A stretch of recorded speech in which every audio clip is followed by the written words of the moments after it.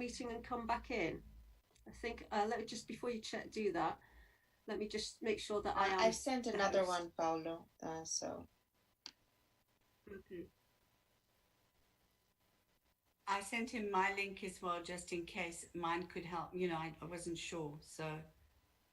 Yeah, thank you.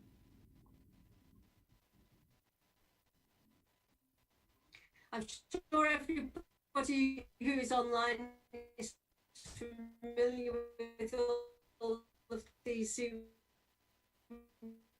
technical hits. We're all learning as we go along. So thank you for bearing with us, and we will start shortly. Do continue to introduce each other, yourselves in the chat box of your name and which country.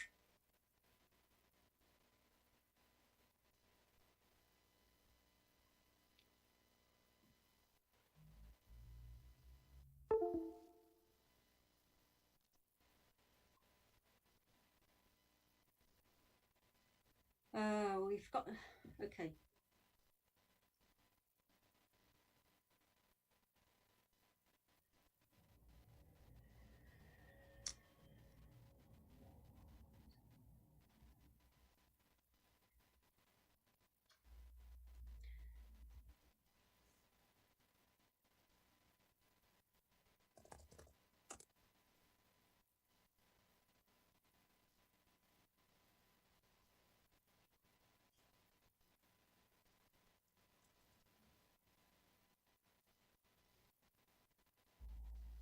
Marla, did you send him the link from the panelist box?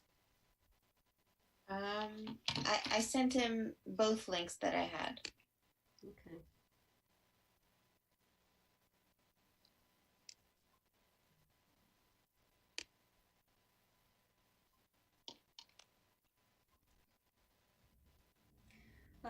Do bear with us while we just sort this out.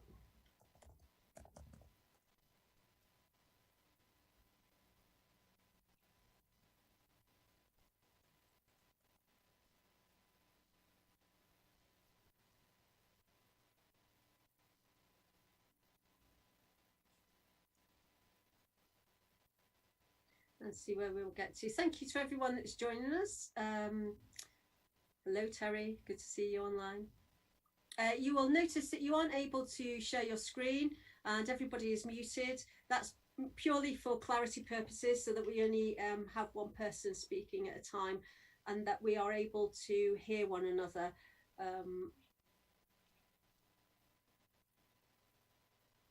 Yes, there is interpretation into Spanish when we get Paolo joining. And I can't say that in Spanish, sorry.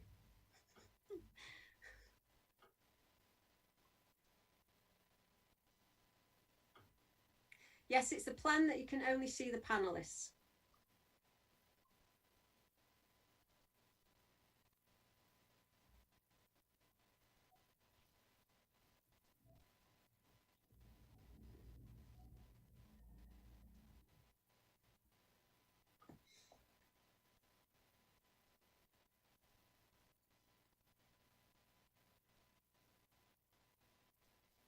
Well, we will need to get started soon, so let's start. And sorry about the lack of Spanish interpretation. Hopefully we will be able to get that sorted soon. So, lo siento para la, ¿cómo se dice? Lengua español. Marla. Yo también no lo sé. La interpretación para español. Lo siento. So it is my honour to be able to host this webinar. I'm Mandy Marshall. I am the Director for Gender Justice at the Anglican Communion. I joined in April during lockdown in the UK and have yet to meet some of my colleagues face to face. So as you can see, like most people, I'm working from home. And it's a great joy to be able to host this webinar and share with you the platform for other speakers and other amazing women who are doing things around the communion. I will introduce each of the panelists first, and then we will get into it. But this webinar is part of a series of webinars to mark the 16 days of activism to end gender-based violence. You'll find the rest of the panels and the webinars available on our page at the Anglican Communion under the Gender Justice page, and we will share that link afterwards so that you can sign up for the other panels that we have. We have one on engaging men taking place on Friday.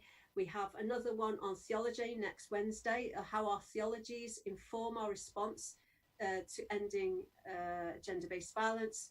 And we also have one on advocacy and gender justice on December the 10th, which is Human Rights Day. So, Marla, can I just check with you before we go? Are you interpreting as you go along on your interpretation channel so that people can switch to interpretation? Oh, I wasn't sure. I thought I was just interpreting for Bianca. I don't have an interpretation channel. Okay. So the key question is, do I need to wait for you to speak? Bianca, quer que eu traduza tudo ou vai percebendo bocado? Está sem som. Eu prefiro que você traduza a minha fala toda. A sua fala, ok. Depois eu posso ir me virando. Okay. So just when she's talking, she can understand as we go along. Okay. Great. So I'm pleased then to introduce to you our panelists from around the world. Bianca Debs is from Brazil. She is a vicar and a reverend. She lives in Salvador, in Bahia, Brazil, and works as an assistant minister in the Anglican parish of Bom Pastor. I'm currently working on gender, race, sexuality, education, and human rights issues, and she is a part of the coordination of the collective Women of Public Policies and Societies, and coordinates the interdisciplinary group of gender and education. And I know Bianca will also introduce herself to you as she speaks. So thank you, Bianca, for joining us, and over to you.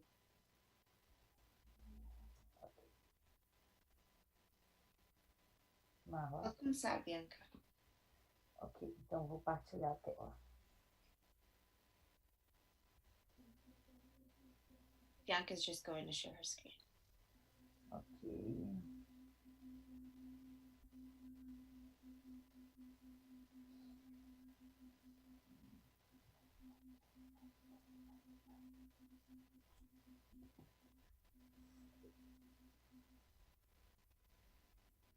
E vá falando em pequenos parágrafos para eu poder ir traduzindo. Ok. Então, bom dia a todos e todas. Good morning, everyone. Nós vamos apresentar um pouco dos desafios da Igreja Episcopal Anglicana do Brasil no enfrentamento à violência de gênero praticada contra mulheres e meninas. So today, Bianca is going to be presenting on the actions and challenges of the Episcopal Anglican Church of Brazil in the fight against gender-based violence against women and girls.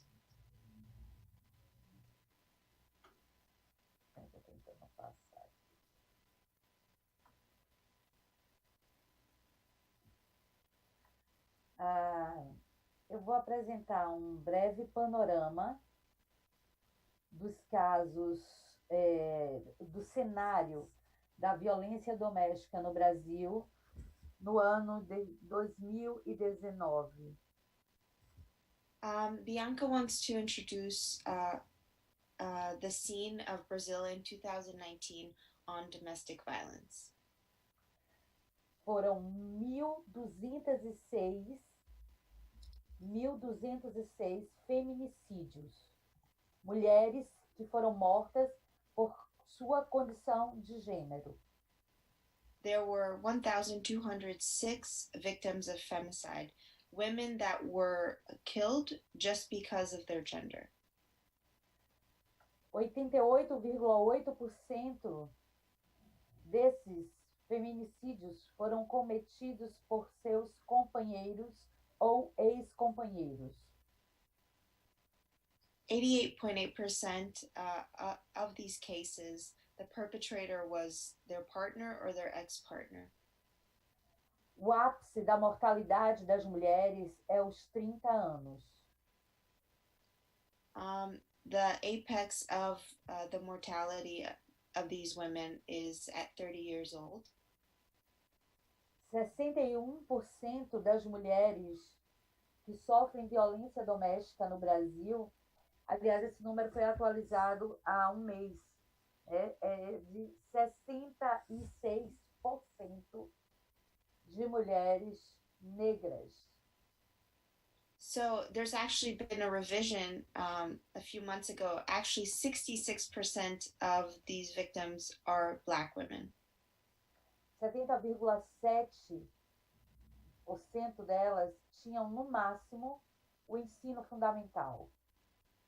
70.7% of them had, at best, very fundamental, basic education levels. 263.067 casos de lesão corporal dolosa, ou seja, com a intenção de ferir, com a intenção de machucar, são registrados anualmente no Brasil, o que dá um caso a cada 2 minutos.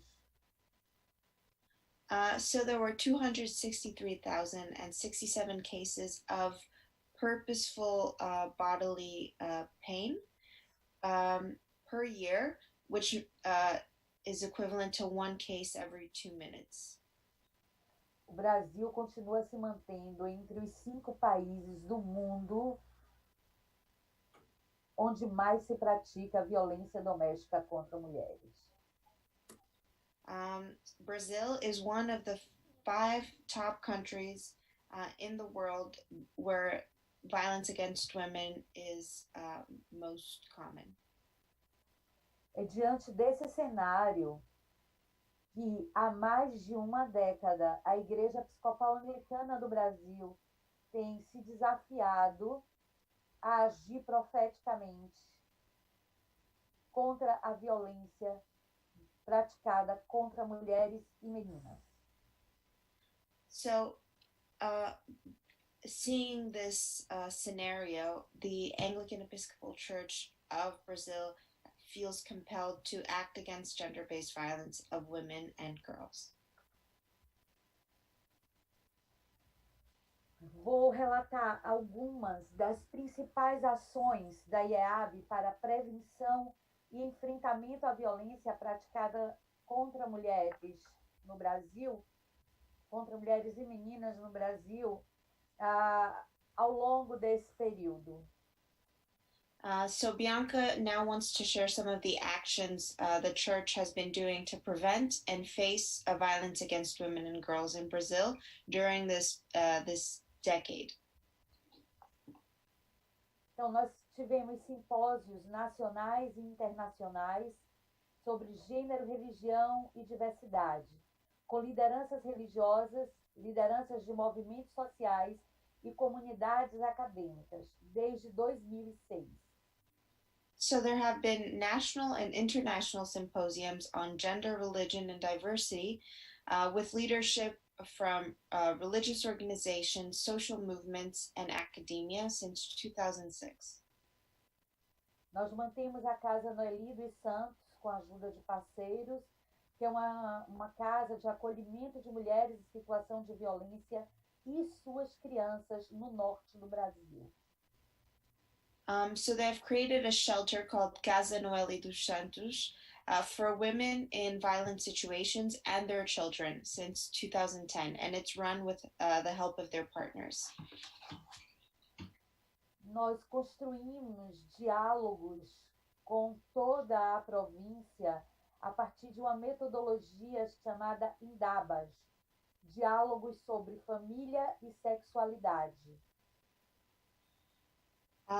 So they engage in this process of indabas, an African word that represents reconciliation dialogues, and they have dialogues on family and sexualities throughout the province.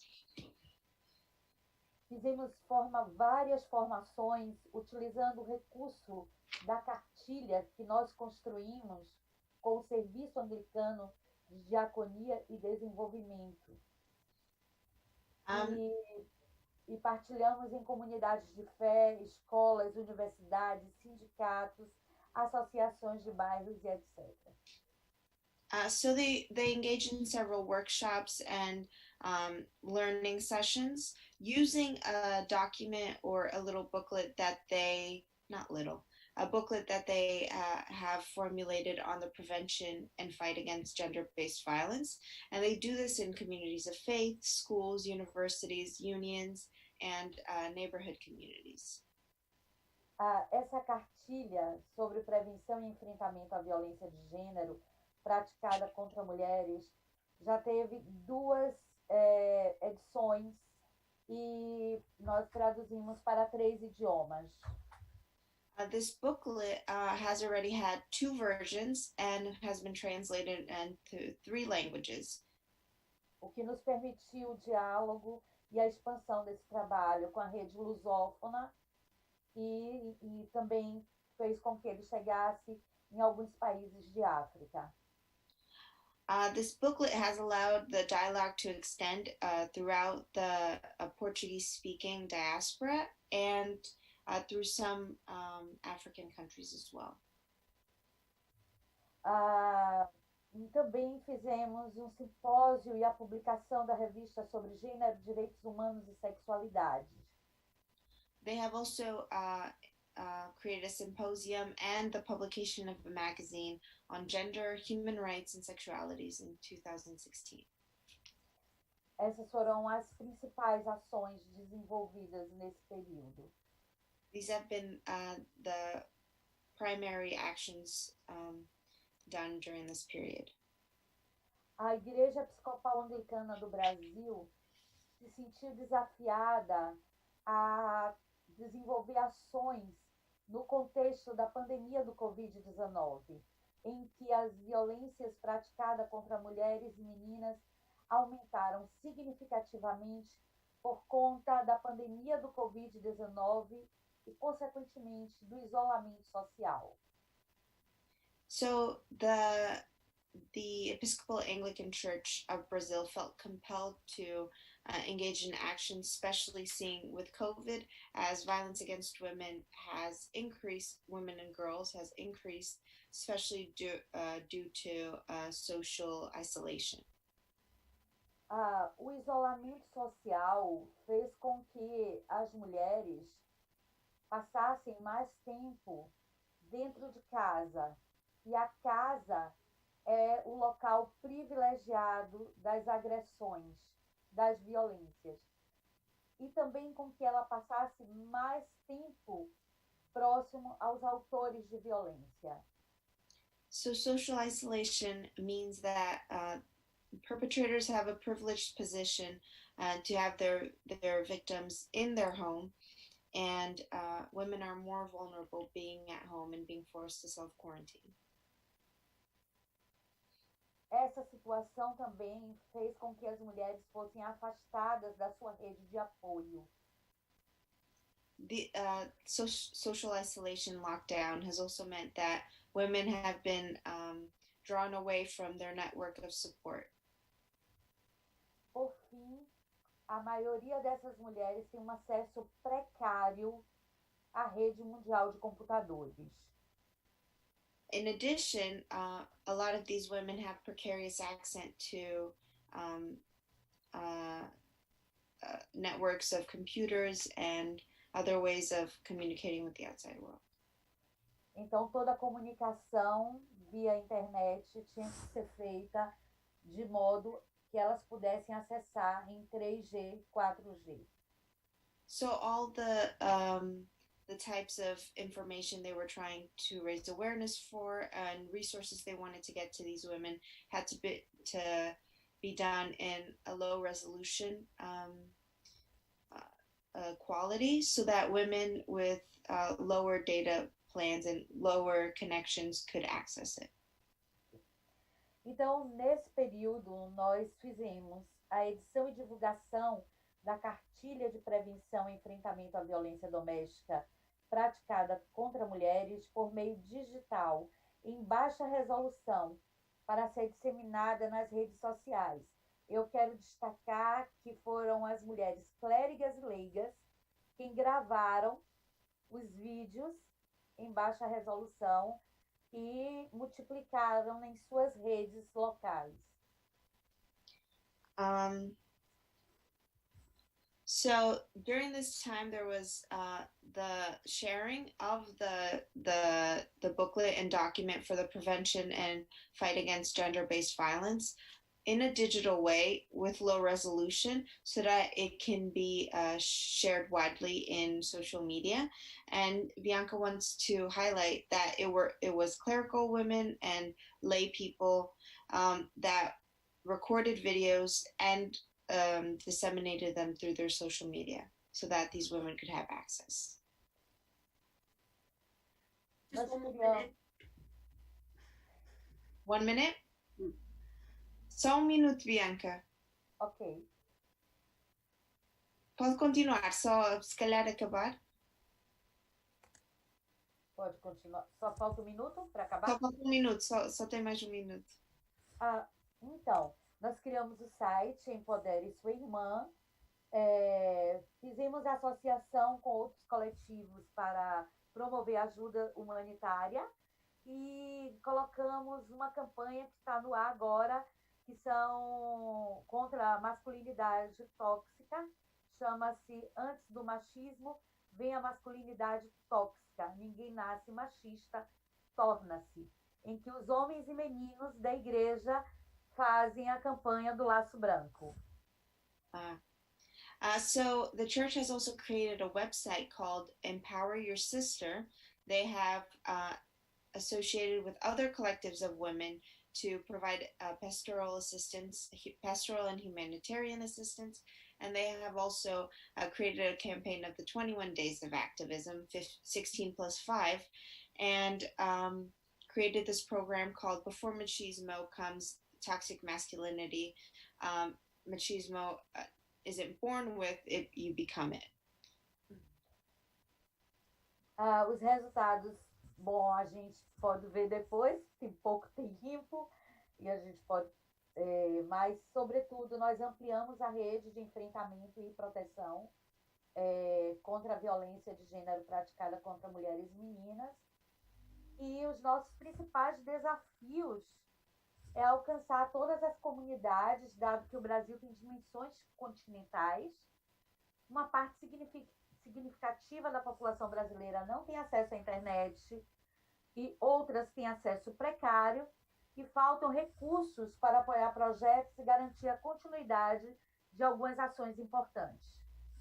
So one of the main results of it was that they have strengthened and promoted the network to prevent and fight gender-based violence. And some of the challenges of the church were to reach all the communities, since Brazil is such a large country. Another one is a significant part of the Brazilian population doesn't have access to internet. And then the last one is that there's a lack of resources to support and guarantee the continuity of important actions. Thank you. Obrigada, Bianca. Obrigada. It was incredible, those statistics that you shared, that there was one case every 2 minutes in Brazil of violence against women, quite shocking. And yet we know that this happens. And to see the way that you strategized in your diocese and in your country about how to address this, with the meetings with the leadership to get them on board, with the distribution of booklets to the communities so that they knew their rights, and teaching about human rights, as well as providing that platform and websites to enable people to get the help and the support that they need. So thank you so much for sharing with us, Bianca. I'm sure there will be questions later, but I'm aware of the time and I want to move on to our next amazing panelist. And that is Ashala Charma, who is a local governance expert as well as a gender justice activist who promotes work against all forms of violence against women and children. She is the co-founder of the Speak One Voice movement, and also she breaks the silence, shame and stigma around abuse. She's also affiliated to the Prison Fellowship International and has been awarded the African Women's Public Service Fellowship by the Oprah Winfrey Foundation to study at New York University, where she obtained an MPA in public and non-profit organisations, as well as holding a Bachelor of Arts degree and a diploma in biblical studies. So quite well educated. So Ashala, I'm happy to give the floor to you. Thank you again, joining us from Zambia and speaking to us on the work and the initiative there. Over to you, Ashala.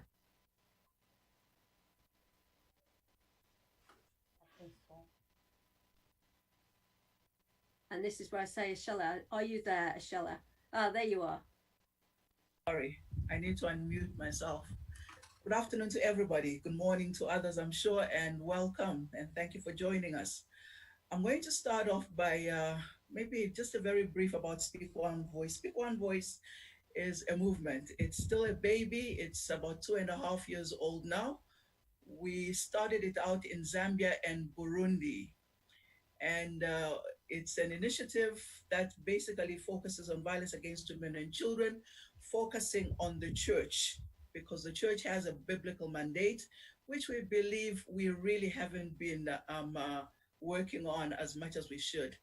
And then we also focus on women. Women, we believe, are custodians of culture, especially if you're coming from this part of the world, if you're coming from Africa. Women are the gatekeepers, they're custodians of culture. And a lot of what happens when it comes to violence against women and children, when you take it back to the culture, you'll find that the root lies right there. So we figured that if we focus on the women and brought some form of knowledge, empowerment to them, then something can begin to shift and we can become the agents of the change that we would like to see. So what I would like to do first is to maybe just go through our theory of change. It's not a long paper, it's just 4 points. So I'll take you to PowerPoint. I'm just going to share that with you, and then I'll talk about what we've done in the last couple of years. So I'm just going to share my screen quickly. There we go. Okay, yeah. And so that's Speak One Voice, a faith initiative of women, and this is our theory of change. So in terms of our primary focus, number one, the church, because the church has a biblical mandate. We believe that if the church took up its biblical mandate and put into practice all the teachings around love, the way love the way God intended it to be, then we can begin to get the message across.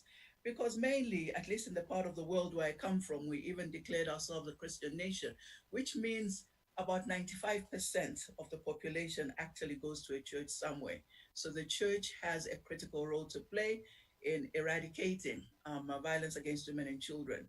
And then women are custodians of culture. Women wield more influence than they sometimes know, and they can influence change.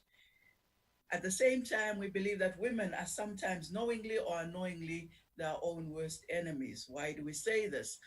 A couple of years ago, there was a study that was done in Zambia. And out of that study, what they found was that 85% of the women believed that it was okay for your husband to beat you if you burnt the food, if you were not taking care of the children properly, as if it's the role of just the woman to take care of children, or if you left home without telling your husband, then it was okay for him to beat you.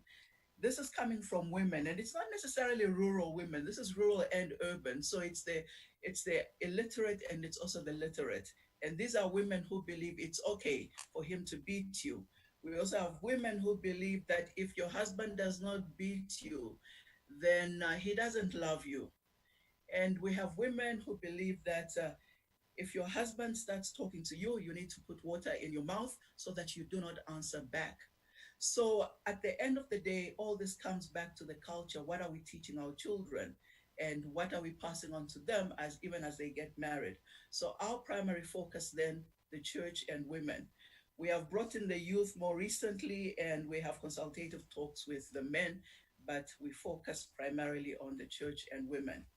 Our theory of change, this is what we believe. We believe that if women and church leaders use the process of experiential learning and self-reflection to change their beliefs, behaviors, and practices of how religion and culture perpetuate violence against women and children, then they will recognize, understand, acknowledge, and change harmful beliefs, behaviors, and practices that perpetuate violence against women and children. We also believe that this will also increase their understanding of positive religious and cultural practices and norms. If women and church leaders recognize their role as faith leaders, then they will create, develop, and strengthen strong systems that are supportive of their role as faith leaders in mitigating violence against women and children. Now, we believe that everybody, every one of us is a faith leader. The faith leader is not just the bishop or the priest or the lay leader, but every single one of us who is a Christian, who has accepted Christ as Lord and Savior, we are faith leaders. And we're faith leaders when you go into the Bible, and the Bible talks about us being the salt and the light. That is not restricted to a particular group of people. That goes right across, whether you're a woman, a man, a child, etc. So which means that if I am the salt and if I am the light, then it doesn't matter the community that I'm coming from or the family that I'm coming from. It is my responsibility to shine that light. It is my responsibility to become that salt right at the very grassroots, right in my family, in my community. So I'm not waiting for the priest. I am the leader, and I take responsibility of bringing about change in my family, in my community. So if women and church leaders recognize their role as faith leaders, then they will create, develop, and strengthen strong systems that are supportive of their role as faith leaders in mitigating violence against women and children. We believe if women and church leaders build relationships and networks of groups involving women and church leadership, supported by a strong systems framework, then they will nurture relationships and networks that expand and reach to other communities and are supportive and accountable to one another. Now, when we talk about the church, we're not necessarily talking about the Anglican Church only, even if that's where we're coming from. We're talking about the church in its universal sense, the Catholic, the universal church. So in our work, we have Methodists, we have Pentecostals, Baptists, we have everybody. We come together and we work together as a church, as a universal church. So we cut across. It doesn't matter what denomination people are coming from. We just cut across and we work with the church in the broad sense. Many people have mentioned, well, we've had a lot of, the Anglican Church has a lot of initiatives around gender-based violence, etc., and that is all very well and good. What we normally want to say is we want to go to the very grassroots. So yes, there've been a lot of communiques, there's been a lot of activity at the very top, but we want this to happen at the very grassroots. And the women that we're talking about are the women, the common women, the women that we see walking on the street, the women that come to church, who have no idea about the communiques that we sign, but they want to be part of a process of eradicating this thing from their families and communities. We work at the very grassroots. When we nurture relationships and networks, it doesn't matter what church people come from, we just cut across.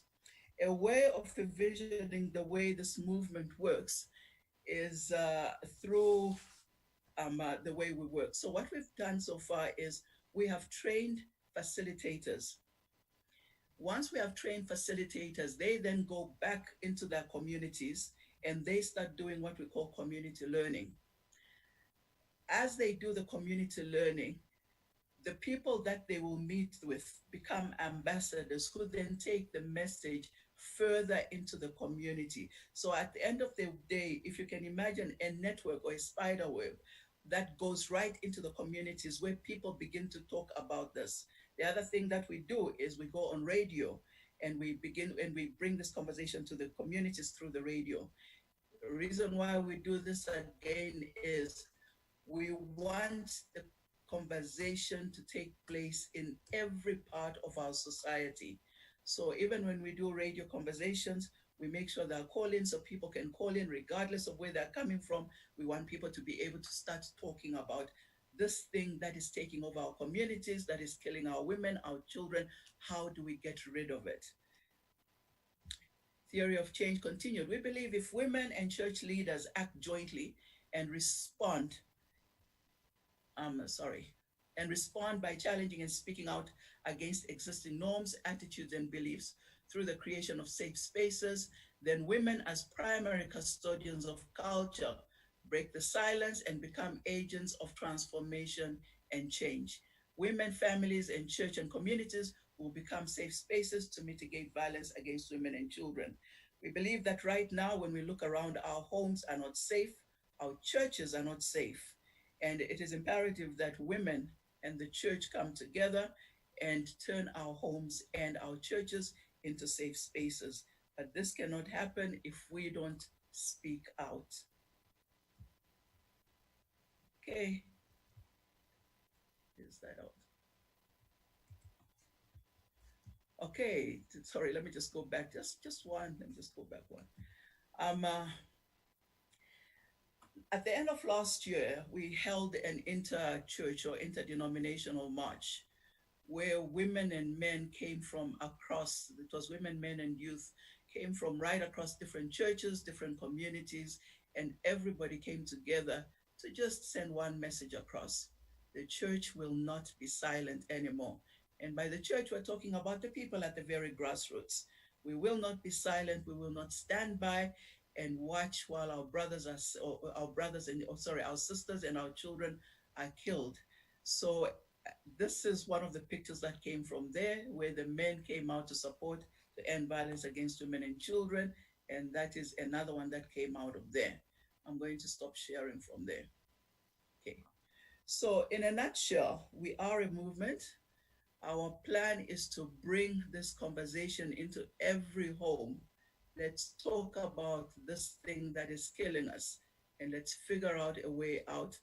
And we believe that we as women could hold the key. For a long time, we've talked about the men. The statistics have just been going up. If anything, we now have women who are beginning to kill their husbands, almost as if to say they are fed up with being abused. So we are asking the women to pull out that influence, that powerful person that is within them. Let's come together, let's speak out, let's act, let's dialogue, but let us fight this thing as women, because we can influence change in our communities. Thank you. Thank you so much for Ashella and sharing so passionately. I think it's so important that we look at our theories of change and look at what we're trying to achieve, and then go about the activities that will actually try to achieve that. I'm sure there'll be lots of questions about behaviour change and how we achieve that, but thank you for sharing, and also the importance of speaking to the community on your radio shows, and the influence and impact that that has, particularly in terms of COVID and the lockdowns, where people have been in their own homes and still being able to receive that information via the radio. And also, yeah, as you said, raising the issue of violence against men too, which we know happens, and being important to raise that and to make people aware that that happens too. So thank you, Ashella. Thank you for joining us. I'm moving swiftly on, as it were, time is racing by, to Moumita Biswas, Reverend Moumita Biswas, who is a fellow International Anglican Women's Network steering group member, to whom I'm very grateful. Reverend Moumita is from the Church of North India. She is a gender justice specialist and South Asian woman theologian, and a strong advocate for women and child rights. In the past 22 years, she's been engaged in capacity building with church and community leaders in promoting gender justice. During the COVID, she has initiated the 365 Days of Zero Tolerance on Gender-Based Violence campaign, and To Make It Happen Now, and also addressed issues of food security and climate justice. Moumita, you're very welcome, and over to you. Mandy, and namaskar, salam, and sir shalom. I bring greetings from India, and especially my church of North India. When I see all of you here, I feel more strengthened, and I'm sure all of us are feeling very strengthened. Today, I'm going to share, especially from the context of this COVID-19, the gender-based violence which is happening in Asia. Especially, I will reflect on South Asia and then Southeast Asia, and the rays of hope and silver lining in midst of this pandemic. In fact, the COVID-19 pandemic has been declared as a disaster to gender justice.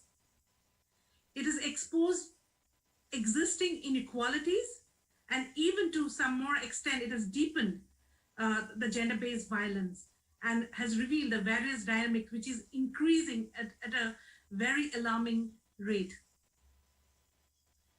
However, when I said gender-based violence, I will talk not only on violence on women, children, and girls, but the violence within our patriarchal setup, our culture, our society, and our church, and also where men also get affected by this violence. In fact, I just want to share some statistics.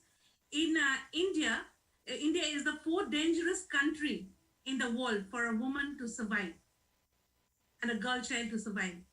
Every 15 minutes, a woman gets raped. 53% of our children, including male children, gets sexually abused. That means 1 out of 2 children will get sexually abused. And we know that violence is rhythmic. If violence is perpetuated on us, at some time of our life, if we are not healed, we will replicate that. And that is why the culture of violence is increasing. In Pakistan, the violence is more. I am not very sure about the statistics. We have Pakistani sisters also who can share the statistics, but statistics is not always right, because majority of the violence happens within our safe spaces, within our home, within our schools, within our community, and within our churches. And there is always not record of such violence. Honor killing is very common in South Asia, especially in countries like Pakistan, India, and Bangladesh. Acid attacks is not uncommon. Female fetocide and infanticide is very common. And nowadays, these rituals of sorcery is being used where, especially very recently, yesterday, they harvested the organ of a Dalit girl to conduct those rituals. So this is our context. And in Nepal, as we know, Nepal is the border country and human trafficking is very high. It is a transit point.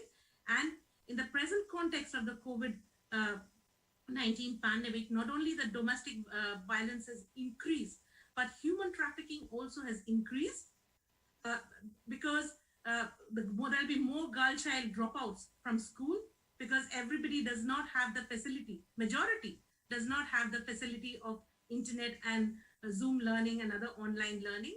So there'll be increased child marriage. And very recently, we know that the abduction of forced abduction of minor girls in Pakistan who are converted into Islam, and then they are raped. And many of them are seeking asylum, even in countries like UK. Maria Shabazz, one of the young girls who is seeking because she will be killed. She's hiding from a partner who has abducted her, and she's seeking for asylum. So this is a context. And when the pandemic broke down, we were all locked up for 4-5 months, and the violence increased more.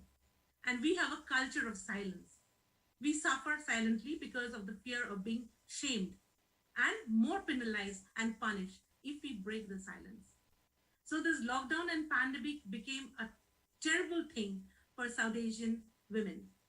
In countries like Philippines, in midst of all this, there is the military government, there's tyranny. It's killing activists.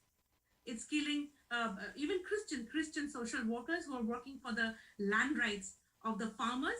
There's red tagging. Hong Kong is fighting for their own rights of democracy, and in different countries of Cambodia and all, human trafficking is increasing. So this is a context. Also, that organ harvesting is also happening in the present. There is another form of human trafficking. Kidney is being harvested, and it's affecting the farmers' community. So in midst of all this, where is hope? And where is God? And where is this rays of sunshine and silver lining? But there are rays of silver lining and hope. And I just want to share certain initiatives. Different churches are taking different churches within the communion. We have Church of North India, South India, Church of Pakistan, Church of Bangladesh. They're taking the initiatives, but the domestic violence issue needs to be more addressed, because there's a total silence about that. But when we are addressing the domestic violence issues, we also have to analyze the root causes of it. It's not just the culture. Culture is one factor. Culture and a patriarchal culture. Another thing is that COVID-19, which has brought with it another pandemic, is a pandemic of hunger and starvation. 265 million people at the end of this year will suffer from starvation. 30 countries in the world will suffer from famine, and India and the countries, the global south, Pakistan and Bangladesh is one of those countries. We are starving. And when there is any form of hunger, the violence and the impact is more on women, because hunger triggers conflict.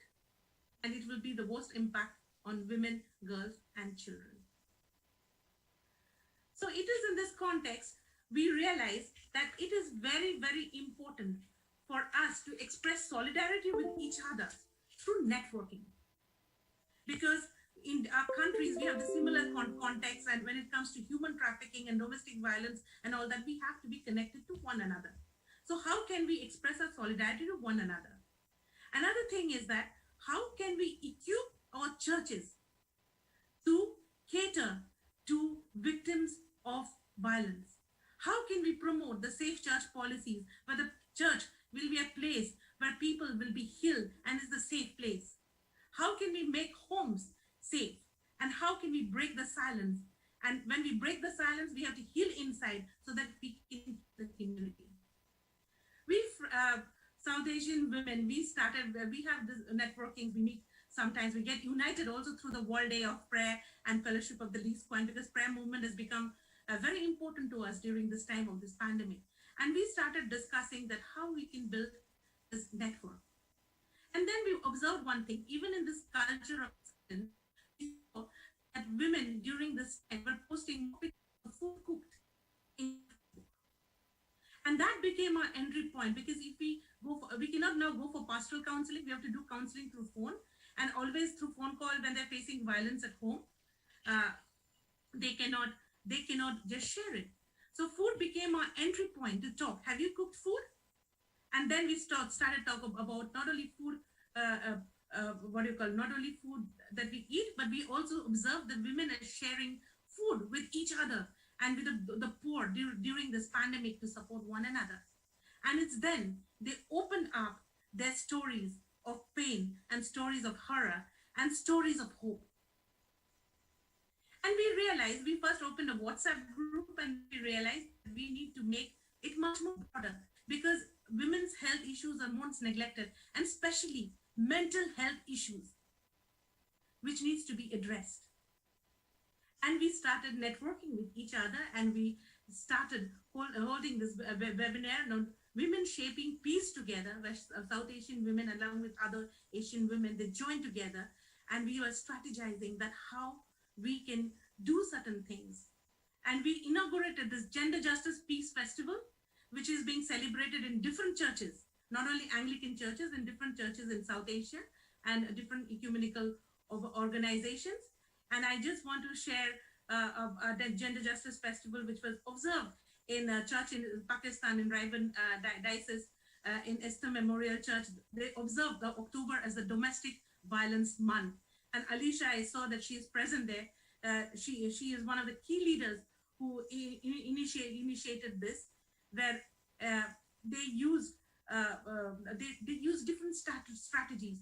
They use the strategy of empowering the youth, just not women, also boys and men, through creative poster competitions to create awareness about domestic violence. They started a potluck dinner of breaking the silence, where they use the Bible to share stories, and many other churches were also doing it. Then they were also doing transformative masculinity training. Alam Sarah, she will be one of the panelists later, where she is training in villages to boys also regarding how to promote gender justice. And through the National Council of Churches and the churches of Bangladesh also, they are having training also for men, because we need, if women are empowered and men are not empowered, no changes can happen.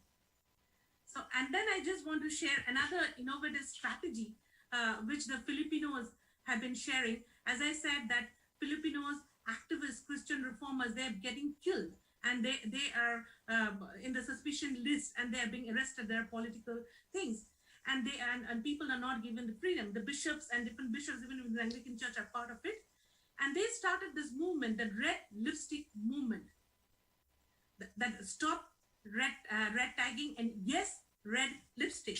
And I'm just sharing a little bit of it. In fact, you know, the red lipstick is a symbol of defiance. Adolf Hitler, he hated red lipstick. So they started a movement who wanted to protest against Adolf Hitler's and patriotism. They started putting this red lipstick, the women folk, to share that they have got the right to speak.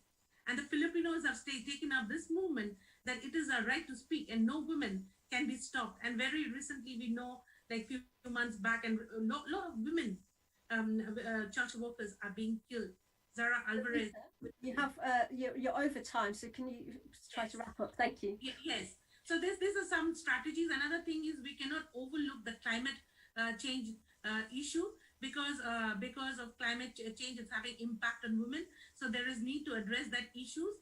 The young theologians also started God in the Dirty Place, where they're reflecting every 31 days their theology and God in the dirty places. So these are some of the strategies which are being used, and in the different churches, in the Anglican churches as well as the other churches in Asia.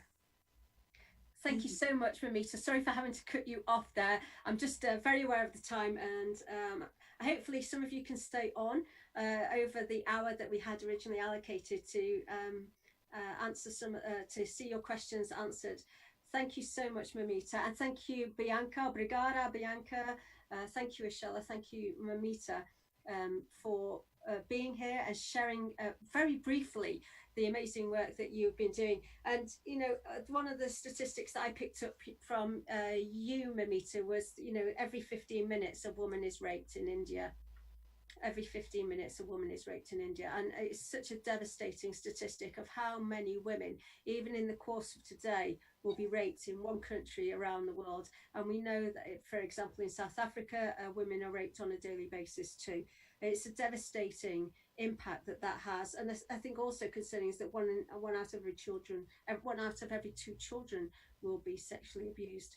But I want to thank you all for the initiatives, sharing the initiatives that are happening in your countries and in your different cultures around the world. And I think it's incredibly important that we see and tackle gender-based violence from within the cultural context so that it is appropriate. But I think there's one theme running throughout all of your webinars, and that is the importance of addressing the theology around violence against women and engaging people from a biblical context and challenging that theological basis for ending violence against women. But also, all of you mentioned is bringing people to account and actually making sure that justice is served in different ways. And when we're talking about ending gender-based violence, we do have to be survivor-centered and survivor-focused in our response, and refrain from that victim blaming that can so easily happen. And it's so important not to do that, because we re-victimize the survivor, who then may not seek out the support and help that they need to carry on. But justice is a part of providing that survivor with their ongoing help and support, and providing justice to the, making sure that the perpetrator faces that justice. Thank you so much for your presentations. It's really innovative. And just to say, from the Anglican Communion perspective, we have a lot of resources on our website. I've shared one of them on theology called God's Justice, which several theologians around the world, and actually Moumita, you contributed to as well in putting together, that gives you an insight on addressing the issue of gender justice and violence against women from a theological perspective. And that resource is available in English, French, Spanish, and Portuguese. So do download it, and it's freely available from our website, as is the other panels that are taking place in this series. The one about engaging men. Some of you have asked about how do we engage men in ending gender-based violence. Well, that webinar is on Friday. Again, you can find details on the website about that. And on Facebook and around the Twitter account on Anglicans End GBV is our Twitter account, and hashtag Anglicans End GBV, and you'll find the links on there too. So I've answered some questions as we've been going along and as the speakers go along. Let me just look at the questions that have come in. So one is a comment really from Nicholas. Men are beneficiaries of power imbalances in our societies. Both moral sanctions and prosecution could be employed to deter this behaviour. And yes, I think it's when we abuse our position of power. I think that is the key aspect, is making sure that we know that the power that we hold, and then looking at how we use that power.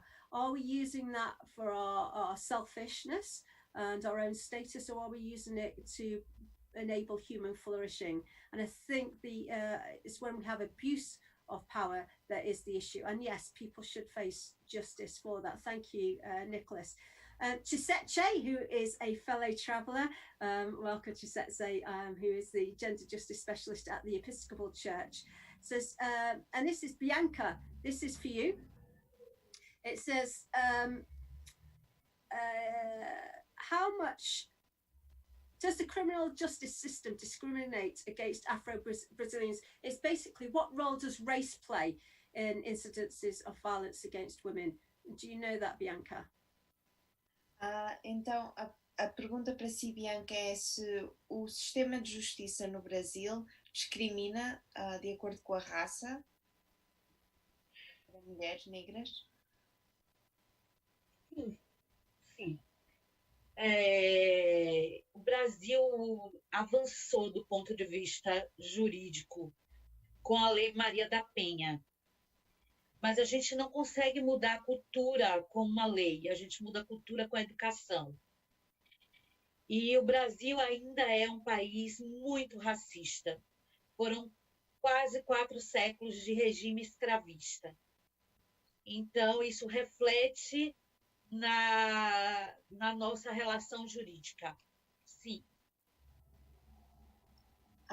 So yes, basically yes, Brazil has advanced in the judiciary area and has passed certain laws, but Bianca says you can't change culture with laws, you change it with education. So it is still a very racist country, although there have been some improvements. But yeah, they're discriminated against. Yeah, I think that is so true, is what Bianca says there, is that actually you can't change culture with laws, and that's why all of us need to take part in that, because we as individuals co-create our culture and our environment together, and we can choose to keep it the same, or we can challenge and change it. And culture usually stays the same because it privileges those that are in power. And we need to look at our culture and see, am I benefiting from this culture, and who isn't benefiting, and what needs to change as a result? So remember that we as individuals co-create the culture and maintain that culture together. So if we want to see it changed and we're not benefiting from that culture, we need to change it and to bring about and work towards that change ourselves, and challenge those who have that power to bring about change, to model and lead that change going forward. Thank you, Bianca, for mentioning that. We are overrunning slightly. I think that's all the questions that have come from the participants in this. So I just want to give you all just one sentence of how you can encourage everybody who is online listening of how they can play their part in ending gender-based violence. So from the panelists, what would you say to all of the participants on here? What action can they take to end gender-based violence? Okay. Bianca, então uma frase para dizer a todos os que estão a assistir o que eles podem fazer, que ação podem tomar para enfrentar a violência de género. Uma frase só é pouco, viu, Marlon? One sentence alone is too little. Mas nós podemos nos engajar em movimentos que estejam próximos, na nossa igreja, na nossa comunidade, na nossa escola, né, na nossa universidade. Acho que se homens, mulheres, né, precisam ter essa consciência e podem se engajar nos movimentos que estão próximos de si, ou criarem movimentos. So both men and women can engage in already existing movements in schools or churches, or they can even create their own movements around the issue. Obrigada, Bianca. Ashella, would you want to go next?